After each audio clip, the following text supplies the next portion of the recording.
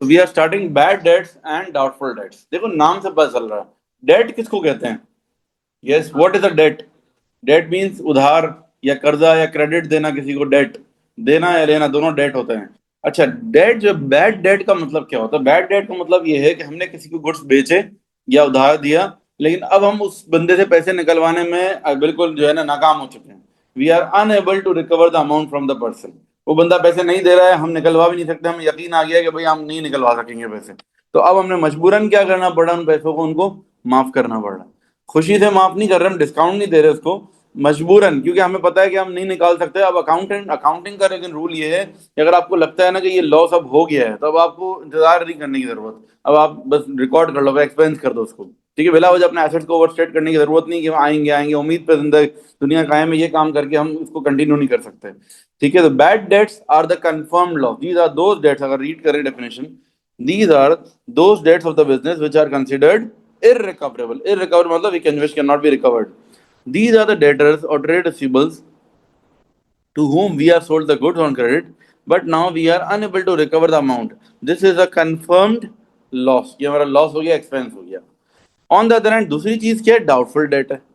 अब doubtful debt क्या होता है? डाउटफुल डेट का मतलब ये है कि यहाँ पर जो है ना कंफर्म लॉस नहीं हुआ है, यहाँ पर डाउटफुल है। ठीक है, मिसाल के तौर पे मेरा एक बिजनेस है, अगर मोबाइल फोन की या घड़ियों की शॉप है मेरी, मैं डिफरेंट लोगों को उधार पे गुड्स मैंने बेचे हुए हैं। ठीक है, अब हुआ ये है कि ना साल के आखिर में मुझे पता चला मेरा एक कस्टमर है, वो बंदा जो है ना पैसे नहीं देगा, वो मुल्क छोड़ के भाग गया है, उसके खुद भी हालात खराब हो गए हैं, वो बस भाग गया है। तो मैंने सोचा ठीक है अब ये पैसे तो आने नहीं है, वो किसी और कंट्री में चला गया, मैं फ्लाइट बुक करके वहां जाऊँ निकलवाने, और हो सकता है निकले ना निकले। मैं क्या कैलकुलेट कर रहा हूँ कि नहीं यार उससे ज्यादा खर्चा हो जाएगा, इतने पैसे भी नहीं है। तो मैंने मजबूरन क्या कर दिया, बैड डेट कर दिया। चलो ये पैसे तो माइनस हो गए। मिसाल के तौर पे मेरे टोटल ट्रेड रिसीवेबल थे 1 लाख के। ठीक है, जिसमें से ये 10,000 रुपए के जो है ना मेरे बैड डेट हो गए। 1 लाख रुपए के थे जिसमें 10,000 रुपए मुझे कंफर्म पता है कि ये बैड डेट हो गए। अब बचे कितने? 90,000। लेकिन क्या ये 90,000 जो है क्या ये पूरे आ जाएंगे, इस बात की कोई गारंटी है? ये 10,000 वाले बंदे ने तो बता दिया है, या इंडिकेशन मिल गई कि ये तो नहीं देने वाला, बाकी वही कोई इंडिकेशन नहीं है। तो क्या हम ये तो नहीं कह सकते ना कि सारे ईमानदार हैं दे ही देंगे? तो हम अपने पास्ट एक्सपीरियंस के मुताबिक इस 90,000 के ऊपर कोई परसेंटेज लगाए। मिसाल के तौर पर मैंने 5% लगा दिया, अपने पिछले सालों के एक्सपीरियंस के मुताबिक 5% मैंने लगा दिया, तो 5% जो अमाउंट आएगी ना, वो है provision for doubtful dates. Her question में आपको परसेंटेज दी हुई होगी। ठीक है, कितनी परसेंटेज लगानी। ये प्रोविजन फॉर डाउटफुल डेट्स क्या चीज है? प्रोविजन फॉर डाउटफुल डेट्स का मतलब है कि इतने अमाउंट हम अलग करके रख लें अपने अभी के प्रॉफिट में से, ताकि इन फ्यूचर बैड डेट हो भी जाते हैं तो हमें उस वक्त भारी ना पड़े, अचानक हमारे पर बर्डन ना आ जाए। समझ गए आप लोग मेरी बात? तो ये हम अलग करके रख लेंगे। दो बातें, number one bad debt, bad debt which is the confirm loss, और डाउटफुल डेट क्या होता है? रिमेनिंग ट्रेड रिसीवर्स के ऊपर एक सर्टेन परसेंटेज अप्लाई कर सकते हैं। जरा हम रीड कर लें इसको, डाउटफुल डेट को। Doubtful debt are those debts of the business which may or may not be received by the business. They are not confirmed to be bad debts. However, there is some doubt that some of them will become bad debts in future. क्या है doubtful debt? क्या चीजें हैं ये? जो है वो dates हैं which may और may not be received, या तो शायद मिल जाए शायद ना भी मिले, बट इनमें से ये है कि इनमें से कुछ लोग नहीं देंगे, तो हम एक सर्टेन परसेंटेज लगा के अलग कर देंगे। This is called an expected loss. ये कंफर्म लॉस नहीं है, एक्सपेक्टेड। एक्सपेक्टेड मतलब होने वाला लॉस है, चांसेस पे है ये लॉस। ठीक है, अच्छा नेचर क्या है बैड डेट की? बैड डेट की नेचर है एक्सपेंस। डाउटफुल डेट की जो नेचर है वो क्या होती है? Contra asset account. जैसे आप लोग कहते हैं ना एसेट और लाइबिलिटीज कैपिटल रेवेन्यू, 5 पिलर है ना, assets liabilities capital revenue expenses. इसमें डाउटफुल डेट ये प्रोविजन जो है, प्रोविजन फॉर डाउटफुल डेट हमारा क्या है? This is Contra asset. Contra asset का मतलब होता है एसेट का ऑपोजिट है। इसकी जो नेचर है लाइबिलिटी वाली नेचर है। जब इंक्रीज होगा तो क्या होगा? क्रेडिट होगा, और डिक्रीज में क्या होगा? डेबिट। अच्छा, why bad debts and doubtful debts are recorded? Bad debts और डाउटफुल डेट्स रिकॉर्ड क्यों करते हैं? देखो, दो अकाउंटिंग कॉन्सेप्ट्स हैं जो सपोर्ट करते हैं डाउटफुल डेट्स को, जरा मेरी बात समझे आप लोग। देखो बैड डेट का तो चलो समझ में आता है, आप लोग कहेंगे ठीक है एक बंदा पैसे खा के भाग गया, एक्सपेंस करना ही करना है। लेकिन डाउटफुल डेट में क्या है? अभी तो कोई पैसे खा के भागा नहीं है, हम क्या कर रहे हैं? एहतियातन, अंदाजन कुछ प्रोविजन बनाकर अलग कर रहे हैं। ऐसा क्यों कर रहे हैं? Because of two accounting concepts. कौन कौन से अकाउंटिंग कॉन्सेप्ट्स हैं? Number one is prudence. आप सब लोग मेरे साथ हैं? प्रूडेंस कॉन्सेप्ट पता है क्या होता है? प्रूडेंस कॉन्सेप्ट एक दफा रीड कर लो, फिर हम डिस्कस करते हैं। प्रूडेंस कॉन्सेप्ट क्या होता है, जल्दी से 1 मिनट में सब रीड कर लें। Losses should be recorded as soon as they are expected, whereas revenues should not be recorded until they are realized. Therefore, as per prudence concept, both bad debts and doubtful debts should be recorded as an expense in income statement. क्या मतलब है? Prudence concept बोल रहा है कि भाई जो losses है ना, उनको फौरन रिकॉर्ड कर लो, ठीक है, लेकिन जो प्रॉफिट हो उसको जब तक रिकॉर्ड ना करो जब तक कंफर्म ना हो जाए, रियलाइज ना हो जाए। अकाउंटिंग की टर्मिनोलॉजी में रियलाइज मतलब कंफर्म। जैसे मिसाल के तौर पे, अगर मैं एक घर में रह रहा हूँ, मैंने ये घर आज से 20 साल पहले 50 लाख का लिया था, आज ये घर अगर 5 करोड़ का है, एग्जाम्पल दे रहा हूँ, असल में जरूरी नहीं है सब, लेकिन एग्जाम्पल दे रहा हूँ, आज अगर 5 करोड़ का है तो क्या मैं 4.5 करोड़ का प्रॉफिट रिकॉर्ड कर लूँ? नहीं। क्यों? मैंने बेचा थोड़ी है। जब मैं बेच दूंगा, जिस दिन डील डन हो गई, चाहे पैसे ना आए हो हाथ में, डील डन हो गई ना, प्रॉफिट रिकॉर्ड कर सकता हूं। समझ आ रही बात ना? रियलाइज हो गया उस दिन। अभी तो हवा में बातें हैं ना, अभी कुछ बेचा थोड़ी है। तो इसीलिए। और लेकिन एक्सपेंस के अंदर क्या होता है, एक्सपेंस के अंदर ये रूल सीन नहीं है। आपको पता है कि यार हर साल चंद लोग हमारे पैसे खा के भागते हैं, साल के आखिर मुझे प्रॉफिट कैलकुलेशन हो रही होगी, अभी मुझे कंफर्म नहीं कितने लोग खा के भागेंगे, लेकिन मैं क्या करूंगा, एहतियातन एक सर्टेन परसेंटेज निकाल कर अलग कर दूंगा प्रॉफिट में। मतलब लॉसेस में उल्टा हिसाब है, लॉसेस में जल्दी करनी है, इनकम में जल्दी नहीं करनी है। तो ये हम प्रोविजन फॉर डाउटफुल डेट क्यों रिकॉर्ड कर रहे हैं, ये प्रूडेंस कॉन्सेप्ट की वजह से। दूसरा कॉन्सेप्ट क्या है, मैचिंग कॉन्सेप्ट। मैचिंग कॉन्सेप्ट क्या चीज है? मैचिंग कॉन्सेप्ट है कि revenue should be matched with the expenses for the same period. Revenue should be matched with the expenses for the same period. क्या मतलब है? जिस साल में रेवेन्यू रिकॉर्ड हो रहा है उसी साल में एक्सपेंस भी रिकॉर्ड होना चाहिए। Revenue should be matched with the expenses. जैसे मिसाल के तौर पे अगर मैं कहता हूँ कि ना, एग्जाम्पल है, एक कस्टमर है, उसको मैंने दिसंबर में जो है कुछ गुड्स सेल किए, सही है, और 15 दिसंबर को गुड्स सेल किए, और 31 दिसंबर को मेरा ईयर खत्म हो जाता है। अच्छा, उस बंदे को टाइम दिया 1 महीने का क्रेडिट, उसकी पेमेंट का टाइम कब आएगा? 15 दिसंबर से 1 महीने बाद, 15 जनवरी को। 15 जनवरी को पता चला कि वो नहीं दे रहा पैसे। जब पेमेंट का टाइम आया, उसका चेक बाउंस हो गया, भाग गया मुल्क छोड़ के। अब क्या करेंगे? बैड डेट रिकॉर्ड करेंगे। लेकिन एक गड़बड़ हो गई। क्या हुआ है, उस बंदे का जो रेवेन्यू रिकॉर्ड किया था हमने किसमें, पिछले साल में, दिसंबर में, वो साल अलग हो गया, ईयर अलग हो गया, और जो एक्सपेंस रिकॉर्ड होगा वो क्या होगा, अलग ईयर में। तो ये मैचिंग कॉन्सेप्ट के खिलाफ हो गई बात। मैचिंग कॉन्सेप्ट क्या बोलता है कि भाई एक ट्रांजैक्शन से रिलेटेड अगर आपने रेवेन्यू जिस साल में रिकॉर्ड किया है ना, उससे रिलेटेड एक्सपेंस भी आप उसी साल में रिकॉर्ड करोगे। बात समझ गए? रेवेन्यू और एक्सपेंस दोनों एक ही साल में रिकॉर्ड होने चाहिए। तो अब इसका इसका मसले का हल क्या है? इसका मसले का हल तो ये है कि भाई रेवेन्यू तो हम रिकॉर्ड कर लेंगे, जैसे ही सामान बेचा किसी बंदे को उधार पे भी, रेवेन्यू तो रिकॉर्ड हो गया। लेकिन आप पता है क्या करेंगे, साल के आखिर में जो हम कर रहे हैं ना, एहतियातन कुछ अमाउंट अलग करके रखते हैं। तो भाई इतने सारे लोग हमने सामान बेचा, उनमें चंद लोग तो होंगे जो पैसे नहीं देंगे, तो कुछ हम सर्टेन परसेंटेज लगा लेंगे अपने, ठीक है, ट्रेड रिसीवेबल्स के ऊपर, और वो अमाउंट हम क्या करेंगे, अलग करके रख देंगे। This is called provision for doubtful date. Provision अलग करके रखने का, हाँ। अगर उस अमाउंट से भी ज्यादा लॉस हो गया फिर तो अगले साल में थोड़ा सा जाएगा, वो हमारे कंट्रोल में नहीं है ना।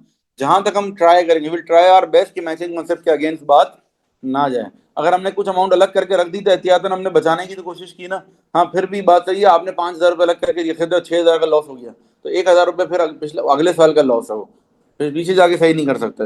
और अगर आपने 5,000 रिकॉर्ड किया तो 3,500 का लॉस हुआ, तो तीन साढ़े 1,500 रुपये अगले साल का अदर इनकम हो जाएगी। तो हम एस्टिमेटेड बेसिस पे कर रहे हैं, तो उसमें थोड़ा बहुत फ्लक्चुएशन तो बर्दाश्त हो जाएगी, लेकिन वैसा नहीं हो सकता कि आप करो ही ना। मतलब कुछ भी रिकॉर्ड नहीं किया आपने, फिर तो कंफर्म आप मैचिंग कॉन्सेप्ट के अगेंस्ट जाओगे ना। बात समझ आ रही है आप लोगों को? तो ये मैचिंग कॉन्सेप्ट है प्रूडेंस, अक्सर ये थ्योरी में या एमसीक्यूज वगैरह में आ जाता है।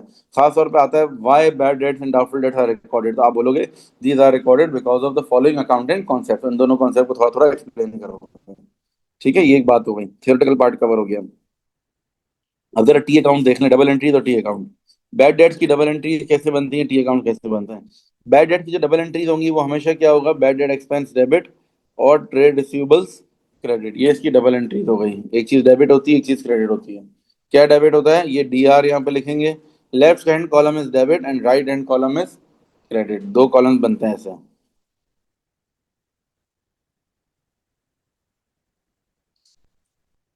Bad debt expense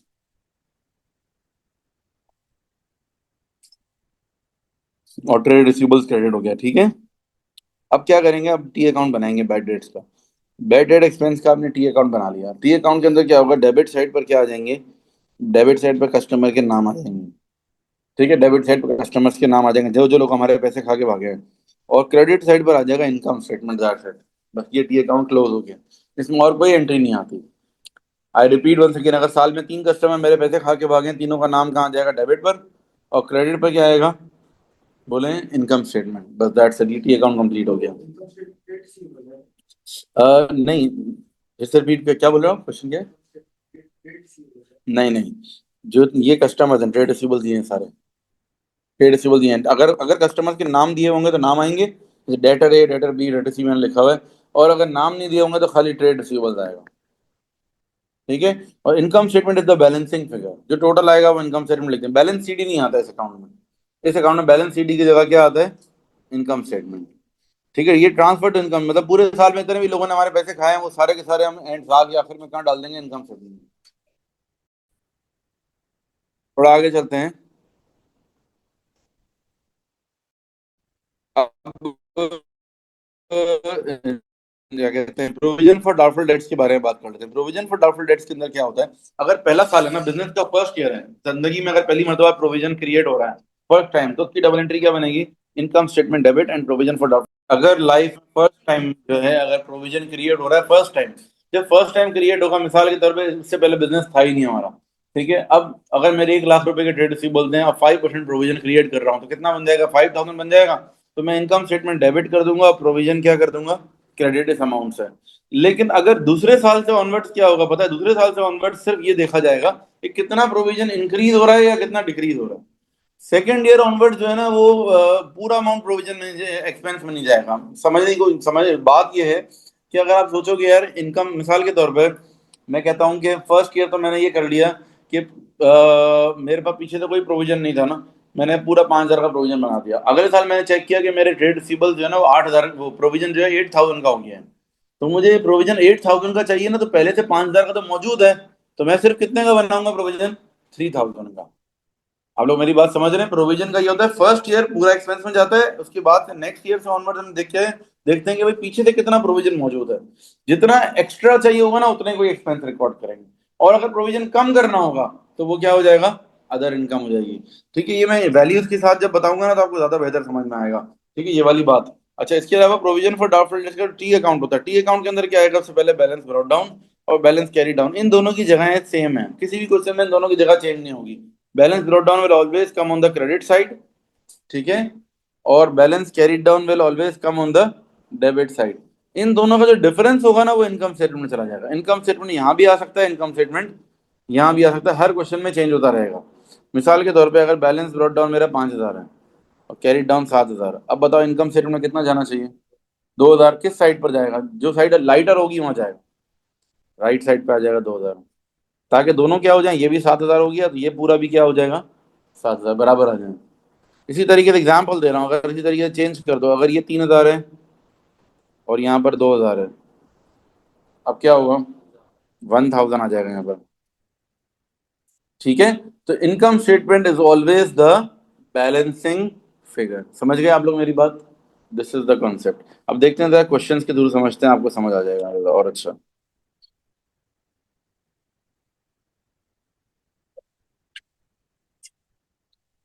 the following information, question number 1 देखें जरा, एक दफा क्वेश्चन को रीड कर लें फिर मैं एक्सप्लेन कर रहा हूँ। ओके, क्वेश्चन नंबर 1 देखें जरा, क्वेश्चन नंबर 1 जरा गौर से पढ़ें, क्या बताया है क्वेश्चन में। ट्रेड रिसीवेबल्स कितने के हैं, 200,000 के। बैड डेट कितने के हो गए, 10,000। 2 लाख रुपए के ट्रेड रिसीवेबल से 10,000 रुपए लोग बैड डेट हो गए, बचे कितने, 2 लाख में 10,000 का लॉस हो गया, 190,000 बच गए। और परसेंटेज क्या है प्रोविजन की, 5%। 190,000 का 5% लगाओ, क्या बनेगा, 9,500। अब ये जो आंसर आया ना, ये हमारा बैलेंस कैरी डाउन प्रोविजन का। Balance carry down means closing balance, मतलब साल के आखिर में इतने का प्रोविजन हमें चाहिए। सही है। और प्रोविजन का ओपनिंग बैलेंस, पहले से प्रोविजन कितना था, बैलेंस ब्रॉट डाउन कितना था, 5,000।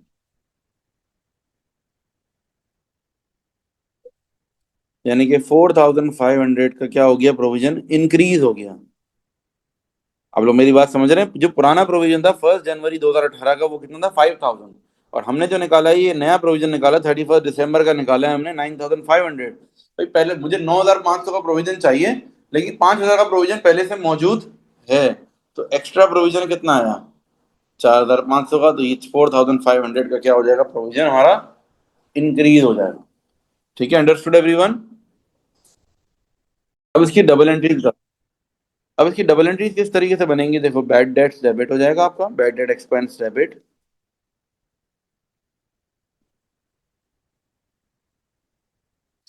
बैड डेट एक्सपेंस डेबिट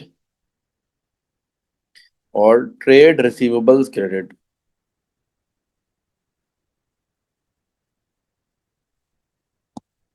ठीक है, bad debt expense debit 10,000, trade receivables credit 10,000।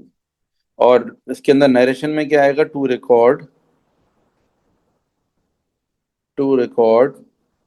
Bad debts expense. Customer का नाम, नाम नहीं बताया ना कौन खा के भागा पैसे, तो ट्रेड रिसीवेबल लिखेंगे। अगर नाम बताया होता कि कौन कस्टमर है तो उसका नाम आ जाता, ट्रेड रिसीवेबल नहीं आता फिर। ठीक है, ये आ गया, ये हो गया हमारा bad debt expense debit, trade receivables credit. अच्छा भाई, सेकंड एडजस्ट क्या है हमारे पास, दूसरा हमारा प्रोविजन क्या हो रहा है, इंक्रीज हो रहा है डिक्रीज हो रहा है, बताएं। जब प्रोविजन इंक्रीज होता है तो डबल एंट्री क्या बनती है, income statement debit, income statement debit and provision for doubtful debts credit. जितने से इंक्रीज हो रहा है उतने से ही। प्रोविजन फॉर डाउटफुल डेट कितने का इंक्रीज है, 4500।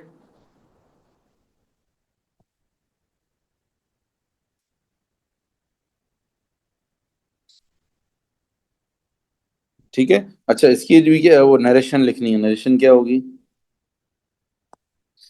मतलब नरेशन का मतलब क्या होता है, जो एंट्री बना रहे हो उसको डिस्क्राइब कर दो, टू रिकॉर्ड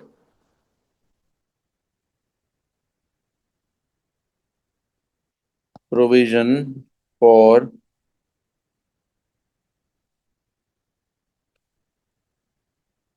डाउटफुल डेट्स।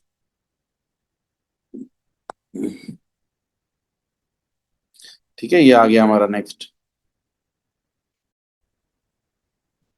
अच्छा, ये जो एंट्री हमने बनाई है ना, ये entry income statement debit and provision credit, ये कब बनती है, जब इंक्रीज हो। अगर डिक्रीज होगा तो उल्टी एंट्री बन जाएगी, ऑपोजिट एंट्री होगी।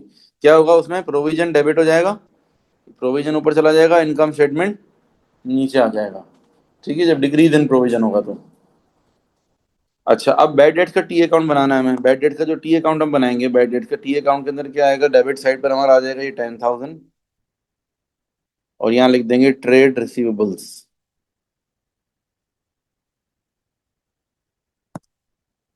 ठीक है, बैड डेट से जो टी अकाउंट बनेगा उसमें आ जाएगा, देखो वैसे भी डबल एंट्री से जब हम टी अकाउंट में शिफ्ट करते हैं तो ऐसे ही होता है ना। देखो, बैड डेट का एक्सपेंस क्या हो रहा है, डेबिट हो रहा है, तो बैड डेट के टी अकाउंट में क्या हो जाएगा, डेबिट। ठीक है। अच्छा, और क्रेडिट साइड पर कुछ भी नहीं है तो क्या आ जाएगा, इनकम स्टेटमेंट।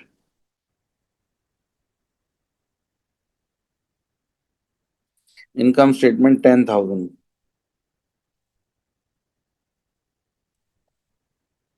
ठीक है, इनकम स्टेटमेंट क्रेडिट 10,000।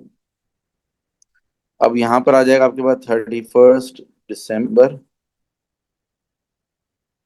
यहाँ भी आ जाएगा 31 दिसंबर। ईयर कौन सा है, 2018 है, 2018 बस।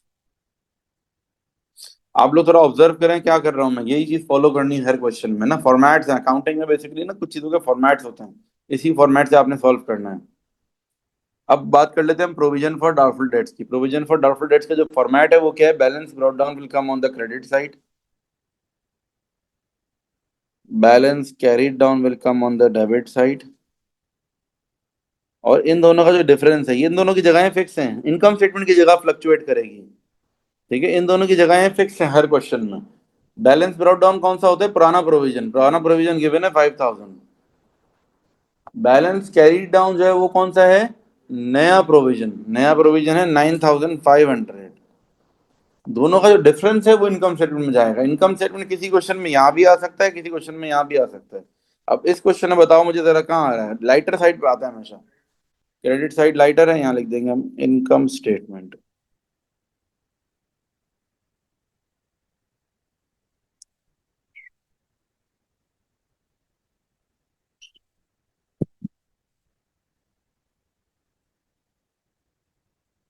अब डेट चालू उसमें आएगा 1 जनवरी, 31 दिसंबर, 31 दिसंबर, फिर 1 जनवरी।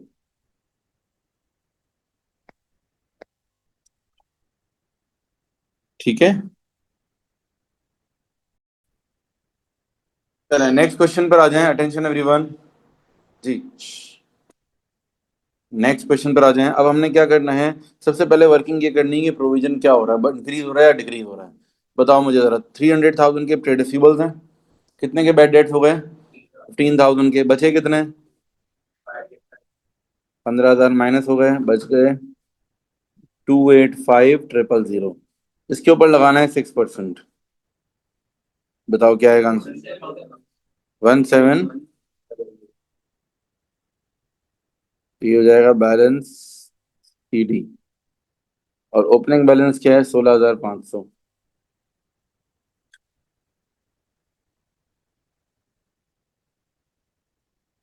तो ये हो जाएगा हमारा इंक्रीज, अगेन इंक्रीज हो रहा है, तो बिल्कुल सेम वैसे ही क्वेश्चन है, इसका मतलब है ये भी सब कुछ वैसे ही होगा, बस वैल्यूज चेंज जाएंगी।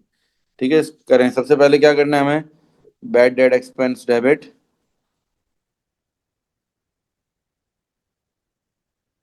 बैड डेट एक्सपेंस डेबिट और ट्रेड रिसीवेबल्स क्रेडिट। कितने का है भाई ये, 6,000, कितने का बैड डेट बोला था, 15,000 का।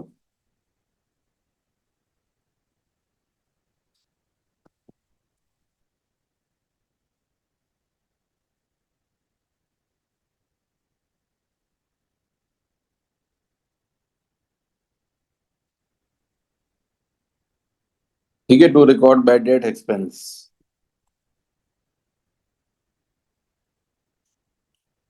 अब उसके बाद नेक्स्ट हमारे पास क्या है, प्रोविजन फॉर डाउटफुल डेट्स देख लेते हैं। प्रोविजन फॉर डाउटफुल डेट्स के लिए क्या होगा, इनकम स्टेटमेंट डेबिट, ये इंक्रीज है ना, इनकम स्टेटमेंट डेबिट और provision for doubtful debts credit.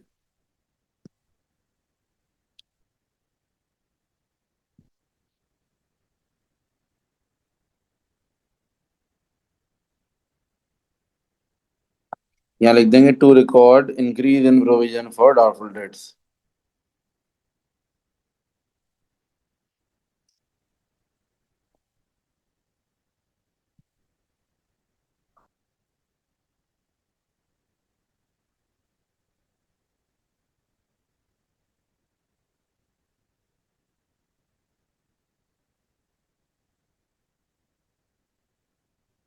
ठीक है, चलें आगे पहुंच गए।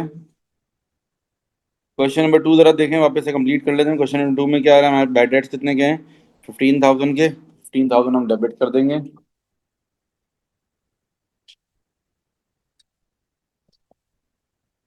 यहाँ पर आ जाएगा ट्रेड रिसीवेबल्स, और क्रेडिट साइड पर आ जाएगा इनकम स्टेटमेंट,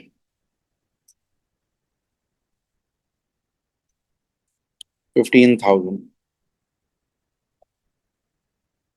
ठीक है, ये होगा 31 दिसंबर, 31 दिसंबर।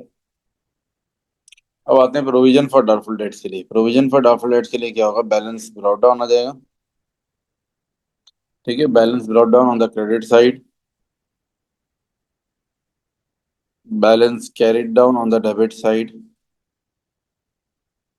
और income statement is the balancing figure. ठीक है, बैलेंस ब्रॉट डाउन हो जाएगा हमारा क्रेडिट साइड पे, बैलेंस ब्रॉट डाउन।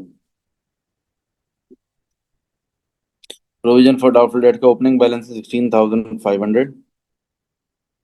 ठीक है, प्रोविजन फॉर डाउटफुल डेट्स का क्लोजिंग बैलेंस है आपका 17,100।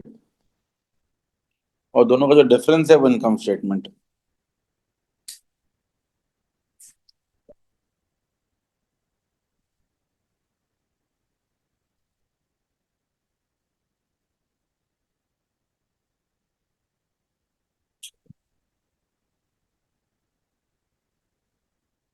ठीक है, 31 दिसंबर, और ईयर कौन सा है? 2018। 2018, और ये हो जाएगा 2019। अच्छा, ये जो है 31 दिसंबर पे खत्म होगा, तो अगले साल के 1 जनवरी से वही बैलेंस स्टार्ट हो जाएगा वापस।